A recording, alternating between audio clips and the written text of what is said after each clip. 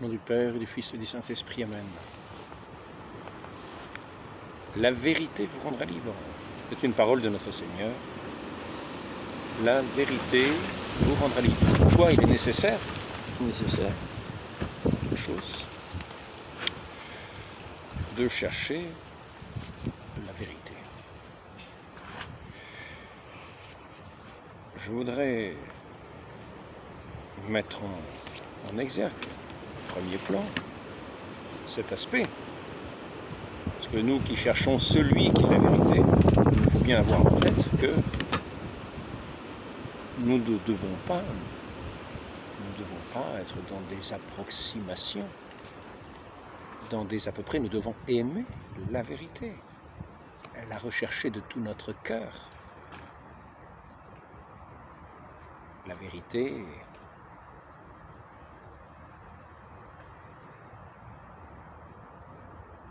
est Dieu lui-même. Dieu lui-même, qui nous conduit à sa plénitude. Nous suivons le Saint-Esprit, nous conduira à la plénitude, à la pleine révélation dans le Christ. Donc, je voudrais commencer à dire, certains accusent l'Église, quelquefois, de s'être relâchée ces derniers temps, et de permettre l'erreur, le droit à l'erreur. Le respect et l'amour doivent aussi s'étendre à ceux qui pensent ou agissent autrement,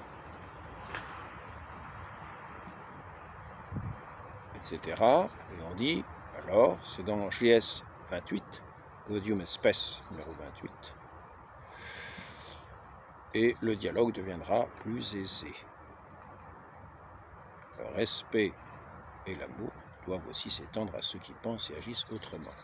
Notre Seigneur formule aussi cette chose de cette autre manière. Aimez vos ennemis. Vos ennemis qui pensent autrement, qui veulent vous abattre parce que vous pensez tel que vous pensez. Donc aimez vos ennemis. Donc le respect et l'amour doivent aussi s'étendre à ceux qui pensent autrement, agissent autrement. Certes, cet amour, cette bienveillance, mieux, c'est l'amour qui pousse les disciples du Christ à annoncer à tous les hommes la vérité qui sauve. Qu'est-ce que la vie éternelle?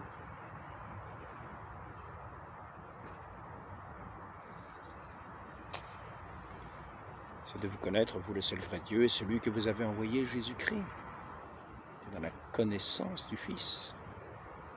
Nous avons la connaissance du Père, et cette connaissance du Fils, elle se fait dans le Saint-Esprit,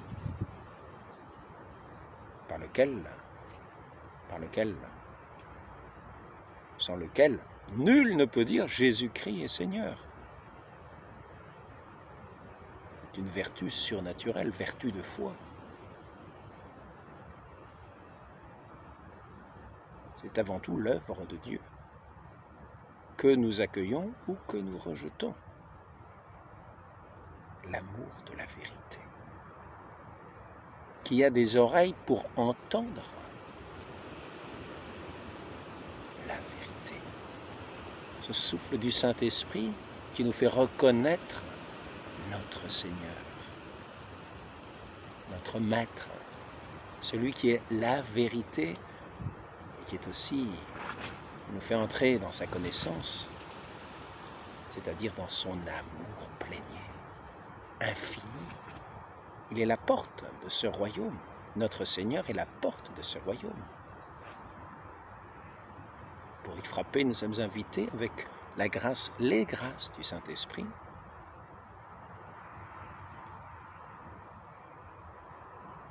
Ils vont nous disposer à l'écoute de la vérité, pourvu que nous ne rejetions pas, nous ne méprisions pas toutes les grâces du Saint-Esprit.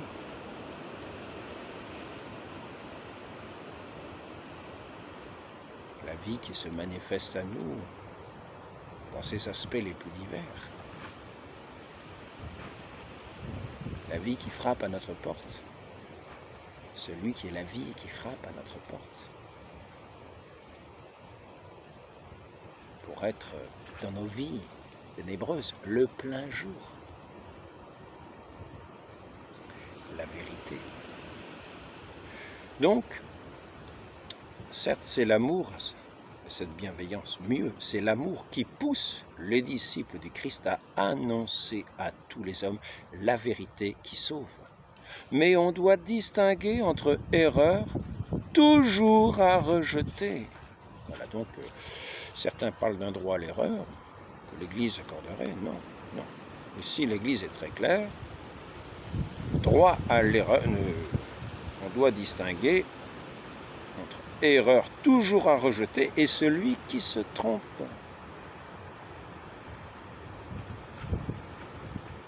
Qui garde toujours sa dignité de personne, même s'il se fourvoie dans des positions fausses ou insuffisantes en matière religieuse. Numéro 51.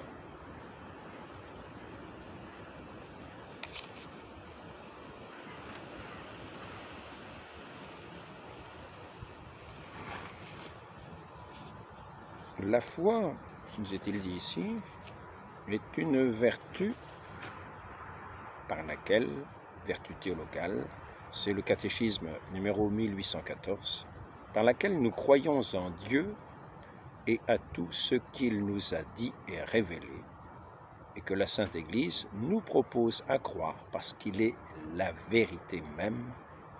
Par la foi, l'homme s'en remet tout entier librement à faire la volonté de Dieu. Le juste vivra de la foi. Romains 1, 17. La foi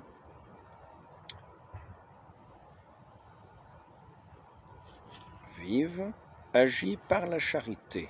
Galates 5, 6. Le don de la foi demeure en celui qui n'a pas péché contre elle, c'est-à-dire qui ne rejette pas, qui ne méprise pas la vérité qu'il entend. Notre Seigneur parlait à des pharisiens. Il leur disait, pourquoi n'entendez-vous pas ce que je vous dis? Est-ce que les pharisiens avaient le Saint-Esprit qui leur faisait rejeter le Christ? Non. Et que peut-être ils rejetaient eux-mêmes le Saint-Esprit qui aurait fait reconnaître notre Seigneur Jésus-Christ. Et c'est pourquoi notre Seigneur, en leur parlant, leur dit, si votre Père était Dieu, vous m'entendriez, parce que c'est de Dieu que je viens.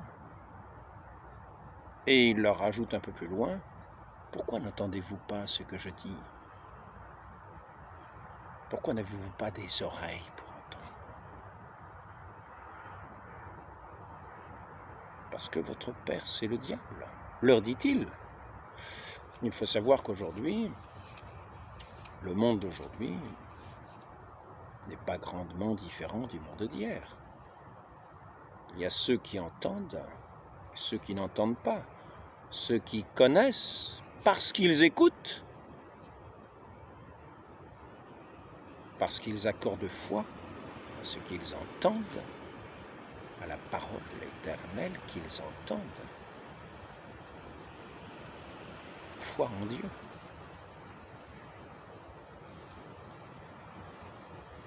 Et ainsi ils connaissent notre Seigneur Jésus-Christ,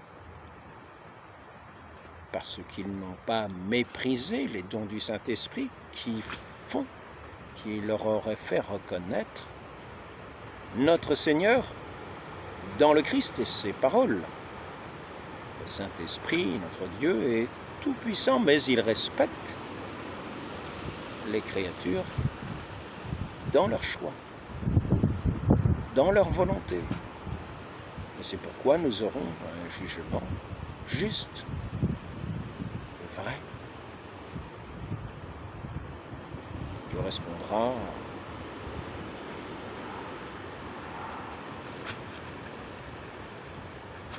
à la vérité, qui ont motivé ces choix et qui auront leur récompense juste.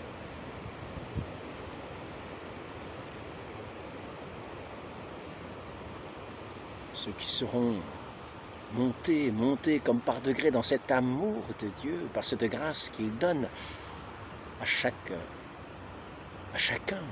autant qu'il s'ouvre à son amour.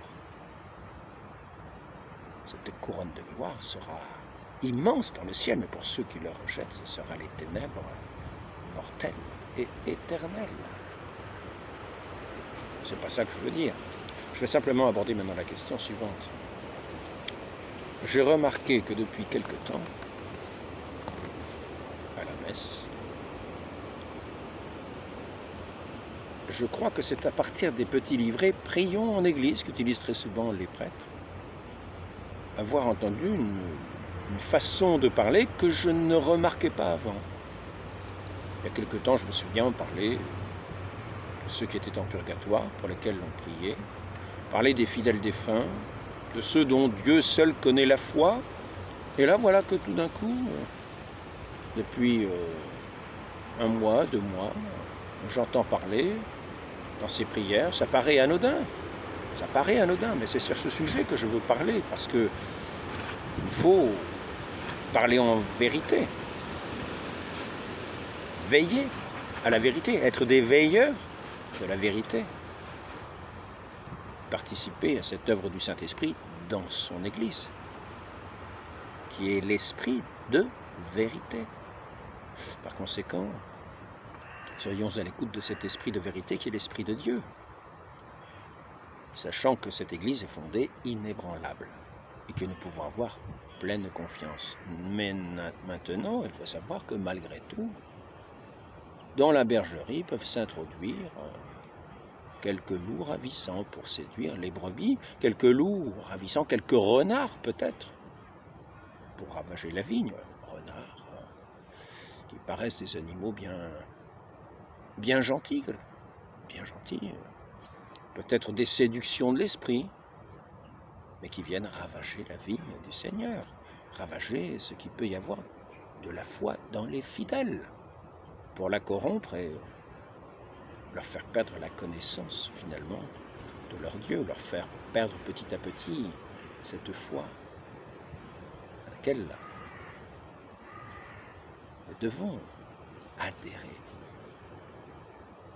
Parce que nous aimons notre Dieu, nous gardons ses paroles, nous adhérons à ses paroles. C'est notre Seigneur qui nous le dit. Lui qui m'aime, il garde ma parole.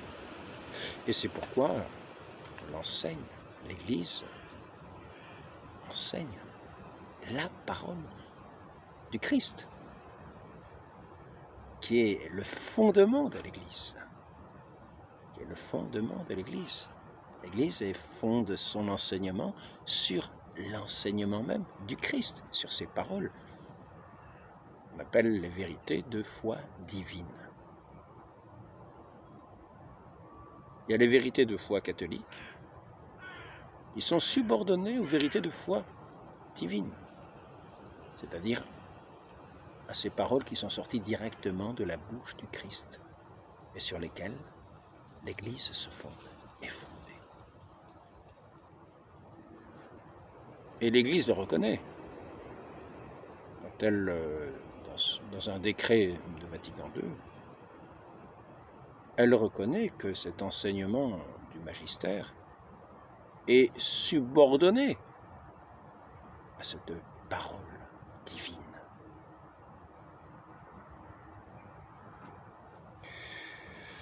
Donc, je ne sais pas si je pourrais retrouver le texte, parce que ça serait intéressant d'avoir le texte précis, faire des recherches. Quelquefois elles sont courtes, quelquefois elles sont plus longues.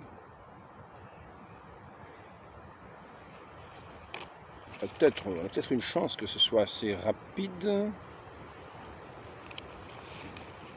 pour que ça tombe sous le regard.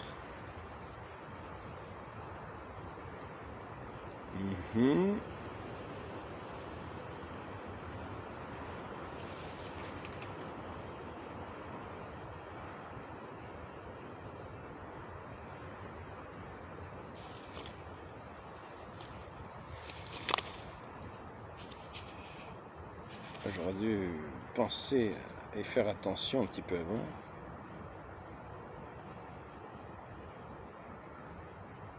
Ce magistère n'est pas au-dessus de la parole de Dieu.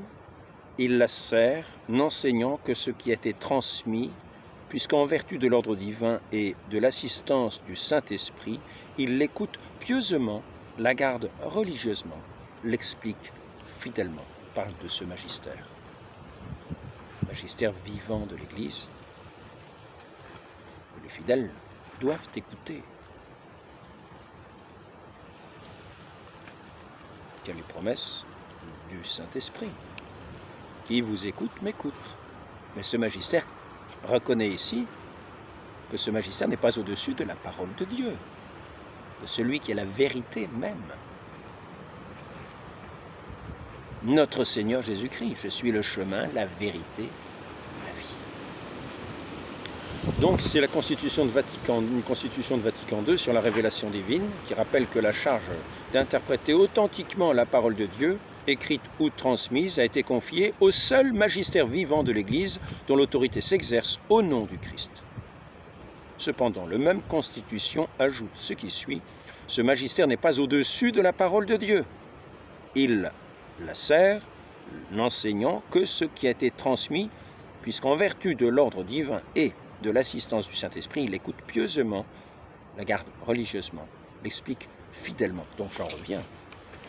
Nous entendons, je vais en revenir, je tiens toujours la vérité de foi divine, sortie de la bouche de notre Seigneur.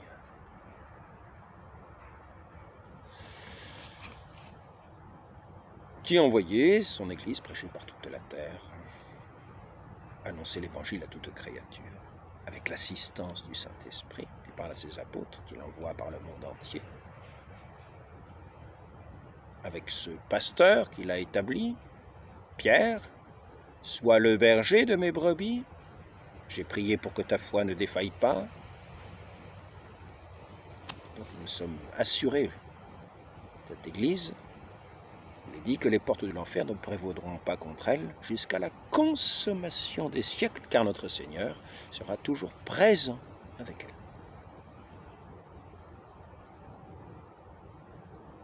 Et ses apôtres et toute cette Église agitera avec l'assistance du Saint-Esprit pour vaincre l'esprit du malin.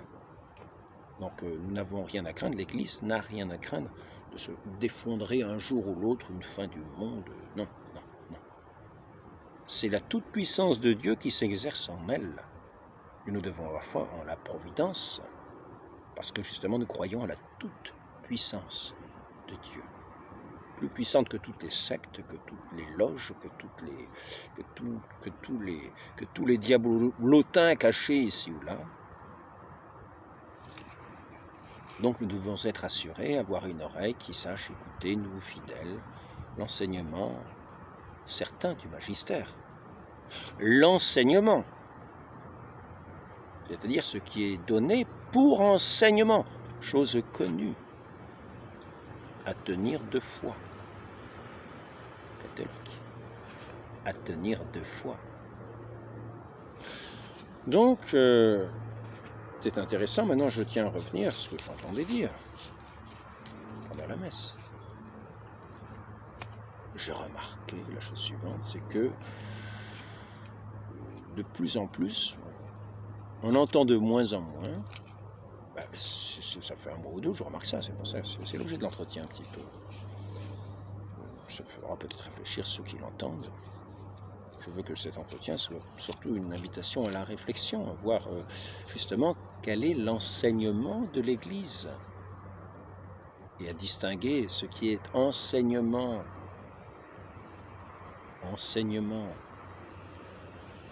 de cette science de la doctrine que nous avons à recevoir.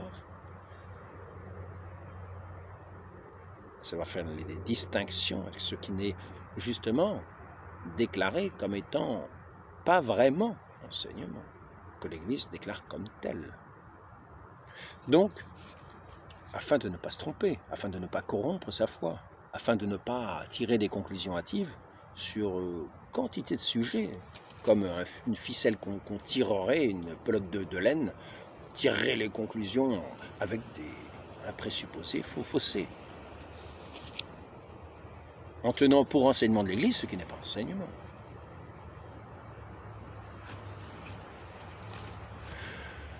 Donc, et nous avons vu combien d'hérésies naître comme cela à l'intérieur de l'Église, qui ensuite ont été condamnées. Donc, là, nous entendons quoi? Nous entendons la chose suivante, de plus en plus, j'ai remarqué, peut-être c'est dû à ces livrets « Prions en Église », quelle conformité ont-ils avec... je ne m'engage pas. Toujours est-il, accueille tous les... On demande à Dieu d'accueillir tous les défunts. Avant, on demandait d'accueillir les fidèles défunts, ceux dont Dieu seul connaît la foi. Ce n'est pas à nous de juger, mais on parlait de la fidélité de ceux qui étaient accueillis, c'est-à-dire de ceux qui avaient donné leur foi au Christ, à la vérité. Ils n'avaient pas méprisé la vérité.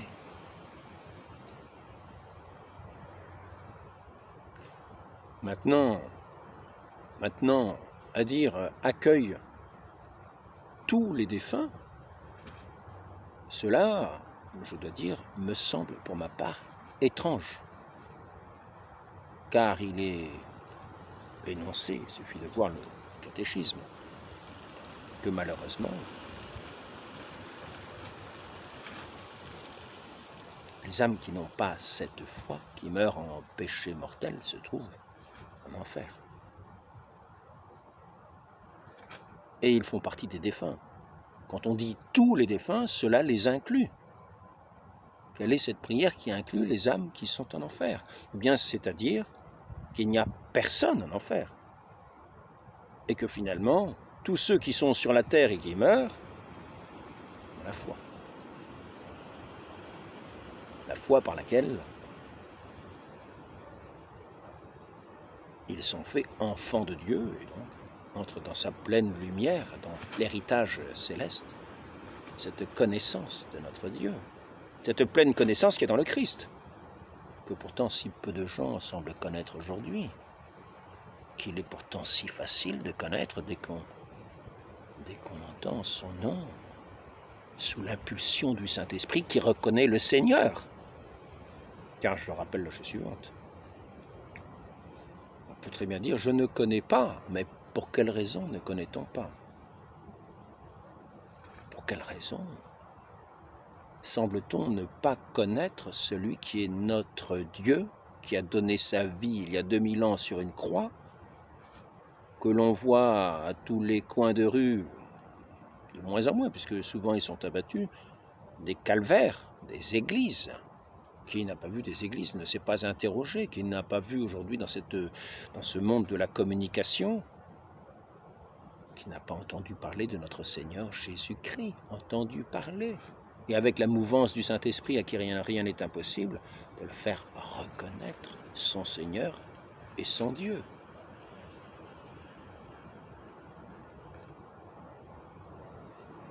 Je rappelle une chose que j'avais déjà dit dans un entretien avant. Si jamais on donnait 500 milliards d'euros ou de dollars ou de je sais pas quoi dans un petit village perdu de Suède, n'inquiétez pas, ce village perdu de Suède ne serait pas perdu pour tout le monde. Tout le monde, pratiquement sur la Terre, saurait où il faut aller pour aller chercher les 500 milliards de dollars ou d'euros dans ce petit village que personne ne connaissait auparavant. Et ça ne demandera pas 2000 ans pour qu'on sache où le trouver.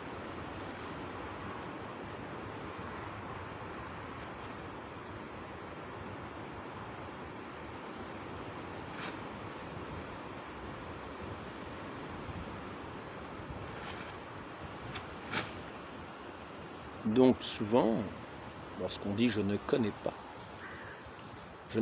c'est parce que je méprise. Je n'y crois pas. Par exemple, des gens qui vont entendre parler de notre Seigneur Jésus-Christ, oh c'est une histoire. Parce qu'ils rejettent cette mouvance du Saint-Esprit qui fait reconnaître, parce qu'ils sont sous un autre esprit, comme je vous l'ai dit tout à l'heure. Notre Seigneur dit, pourquoi n'entendez-vous pas? Ils sont sous un autre esprit. Ils ne sont pas sous cet esprit saint qui fait reconnaître notre Seigneur Jésus-Christ. Non, non, non, non. Non, non, c'est un bandit, c'est des supercheries, c'est un ivrogne. Oui, il était mis entre deux bandits, voilà. Il trompait les gens, il séduisait les gens. Il corrompait la vraie foi.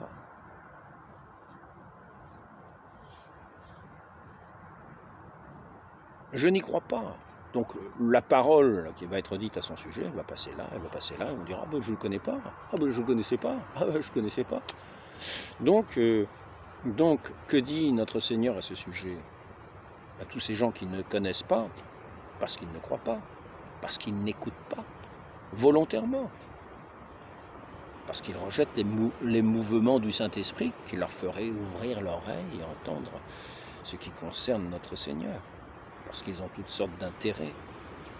L'intérêt de ce qui est du monde et qui est contre Dieu.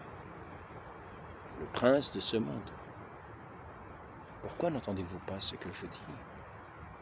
Parce que votre père, c'est le diable, le prince de ce monde.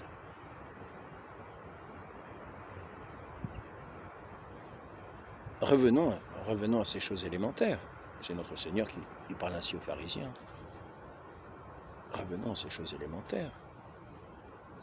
Donc maintenant, accueillez tous les défunts, fidèles ou infidèles. Je tiens simplement